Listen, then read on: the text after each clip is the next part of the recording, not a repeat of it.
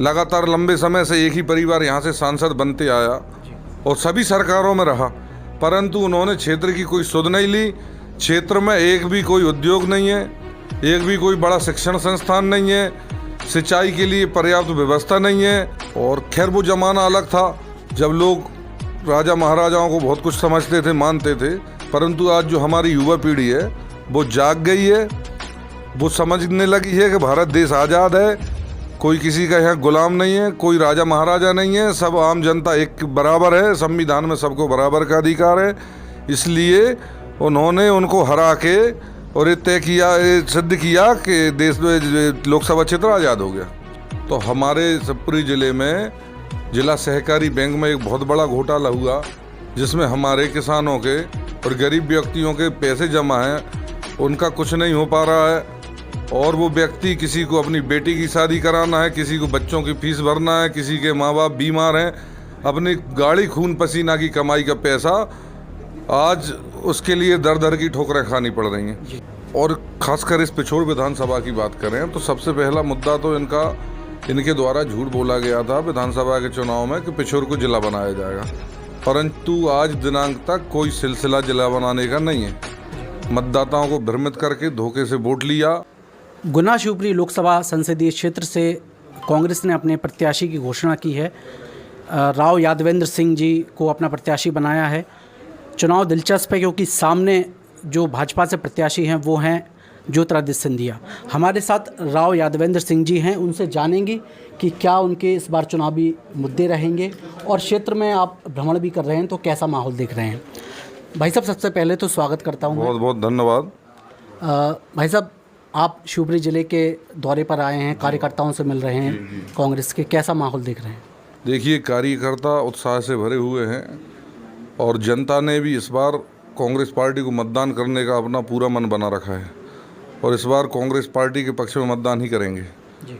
और रही बात मुद्दे की, यदि हम शिवपुरी ज़िले की ही बात करें तो, और ख़ासकर इस पिछोर विधानसभा की बात करें तो सबसे पहला मुद्दा तो इनके द्वारा झूठ बोला गया था विधानसभा के चुनाव में कि पिछोर को जिला बनाया जाएगा, परंतु आज दिनांक तक कोई सिलसिला जिला बनाने का नहीं है। मतदाताओं को भ्रमित करके धोखे से वोट लिया। दूसरा, अगर शिवपुरी ज़िले के और मुद्दे की बात करें तो हमारे शिवपुरी ज़िले में जिला सहकारी बैंक में एक बहुत बड़ा घोटाला हुआ, जिसमें हमारे किसानों के और गरीब व्यक्तियों के पैसे जमा हैं, उनका कुछ नहीं हो पा रहा है। और वो व्यक्ति, किसी को अपनी बेटी की शादी कराना है, किसी को बच्चों की फीस भरना है, किसी के माँ बाप बीमार हैं, अपनी गाड़ी खून पसीना की कमाई का पैसा आज उसके लिए दर दर की ठोकरें खानी पड़ रही हैं। चाहे हम दूसरा ऐसा घोटाला जिला सहकारी बैंक अशोकनगर की चंदेरी शाखा में हुआ, वहाँ पर भी यही स्थिति है। तो ये ऐसे तमाम प्रकार के मुद्दे हैं।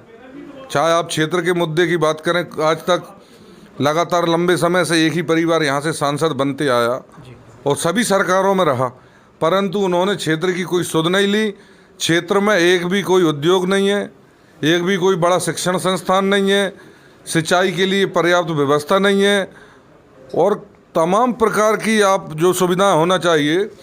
अगर हम अपने बगल के लोकसभा क्षेत्र राजगढ़ की बात करें तो वहाँ देखेंगे, वहाँ पे बहुत सारी फैक्ट्रियाँ हैं, अच्छे शिक्षण संस्थान हैं, सड़कें हैं, मूलभूत सुविधाएं हैं, परंतु दुर्भाग्य इस लोकसभा क्षेत्र का कि लगातार एक परिवार के व्यक्तियों द्वारा यहाँ पे सांसद बनते आ रहे हैं और इस क्षेत्र का कुछ नहीं हो पाया। ऐसे सैकड़ों मुद्दे हैं, महंगाई, भ्रष्टाचार, तमाम मुद्दे हैं जिससे जनता पीड़ित है। अभी मैं आपका वक्तव्य सुन रहा था, आपने उसमें जिक्र किया कि इस क्षेत्र की जनता 2019 में असल में आज़ादी पाई, बल्कि देश 1947 में आज़ाद हो गया था। तो क्या अर्थ था आपका? इसका अर्थ ये है कि एक ही व्यक्ति का इस क्षेत्र में बोलबाला रहा, उन्हीं के परिवार के सदस्य सांसद बनते आए जी। और खैर वो ज़माना अलग था जब लोग राजा महाराजाओं को बहुत कुछ समझते थे, मानते थे, परंतु आज जो हमारी युवा पीढ़ी है वो जाग गई है। वो समझने लगी है कि भारत देश आज़ाद है, कोई किसी का यहाँ गुलाम नहीं है, कोई राजा महाराजा नहीं है, सब आम जनता एक बराबर है, संविधान में सबको बराबर का अधिकार है। इसलिए उन्होंने उनको हरा के और ये तय किया, ये सिद्ध किया कि देश में लोकसभा क्षेत्र आज़ाद हो गया जी। भाई साहब, थोड़ा सा आपकी पारिवारिक पृष्ठभूमि के बारे में जानते हैं, क्योंकि अभी भी काफ़ी जनता आपके पृष्ठभूमि से उतना परिचित नहीं होगी। आपके पिताजी देशराज सिंह जी भाजपा में रहे और सुना है जनसंघ से वो उसमें पार्टी में जुड़े रहे थे, तो उनके बारे में थोड़ा सा बताइए और आपका राजनीति में कैसे आना हुआ। देखिए, मेरे पिताजी बचपन से ही राजनीति में रहे, जनसंघ के ज़माने से रहे जी। और उन्होंने हमेशा अन्याय और अत्याचार के खिलाफ लड़ाई लड़ी और वो मंगावली विधानसभा से 3 बार विधायक भी रहे जी। और इसी गुना लोकसभा क्षेत्र से 2 बार, एक बार स्वर्गीय माधवराव सिंधिया जी के साथ, एक बार ज्योतिरादित्य सिंधिया के साथ चुनाव भी लड़ा जी। और हमेशा गरीब, किसान, मजदूर और लाचार व्यक्ति, पीड़ित व्यक्ति की मदद करते रहे।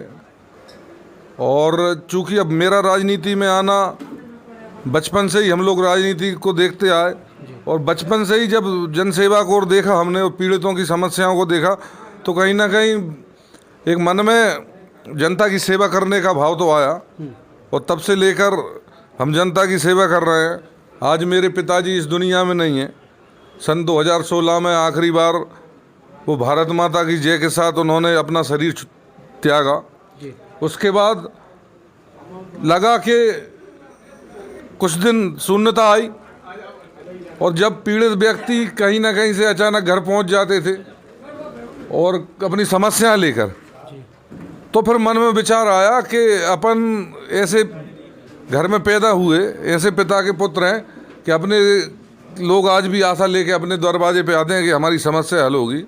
और तब हमने फिर राजनीति में पूर्णतः आने का विचार बनाया और तब से हम लोग लगातार सक्रिय है राजनीति में और काम करते चले आ रहे हैं जनता की सेवा। यानी कि सिंधिया राज परिवार से आपका जो राजनीतिक संघर्ष है वो काफ़ी पुराना है और देखा जाए तो उसी के कारण कहीं ना कहीं आपको आपका जो कई लोग ऐसा मानते हैं कि आपने जो पार्टी में जो बदला वो कहीं ना कहीं वो भी एक कारण था कि सिंधिया जी का भारतीय जनता पार्टी में आना।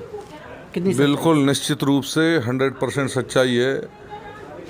जब से सिंधिया जी भारतीय जनता पार्टी में आए तो भारतीय जनता पार्टी के जो मूल कार्यकर्ता थे उनको कहीं ना कहीं दरकिनार किया गया और इनके जो साथ में इनके लोग थे उनको बढ़ावा दिया गया। और आज की भी स्थिति की मैं बात करूं, आज आप लोकसभा क्षेत्र में देखें या ग्वालियर चंबल की बात करें, जहां जहां पर भी सिंधिया जी के लोग हैं वहाँ पर जो भाजपा के मूल कार्यकर्ता हैं उनको तो कुचल दिया गया है। बिल्कुल वो पीड़ित हैं, अपमानित हैं और दुखी हैं जी। उनके साथ अच्छा व्यवहार नहीं किया जा रहा है, ये स्थिति है। वापस लोकसभा चुनाव पर आते हैं। भाजपा जैसी पार्टी जिसको आजकल कहा जा रहा है कि वो चुनावी मशीन, वो पीड़ित हैं, अपमानित हैं और दुखी हैं जी। उनके साथ अच्छा व्यवहार नहीं किया जा रहा है, ये स्थिति है।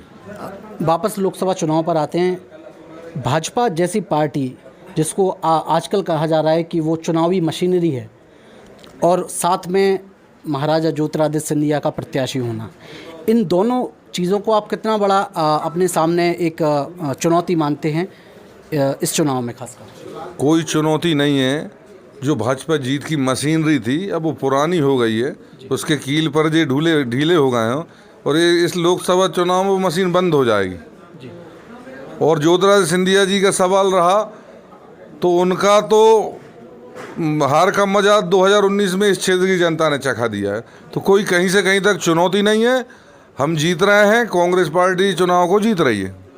चलिए, आपने अपने व्यस्ततम कार्यक्रम में से हमें समय दिया, इसके लिए आपका धन्यवाद और आगे भी चुनाव में चर्चा करते रहेंगे। बहुत बहुत धन्यवाद। सड़कें हैं, मूलभूत सुविधाएं हैं, परंतु दुर्भाग्य इस लोकसभा क्षेत्र का कि लगातार एक परिवार के व्यक्तियों द्वारा यहाँ पे सांसद बनते आ रहे हैं और इस क्षेत्र का कुछ नहीं हो पाया।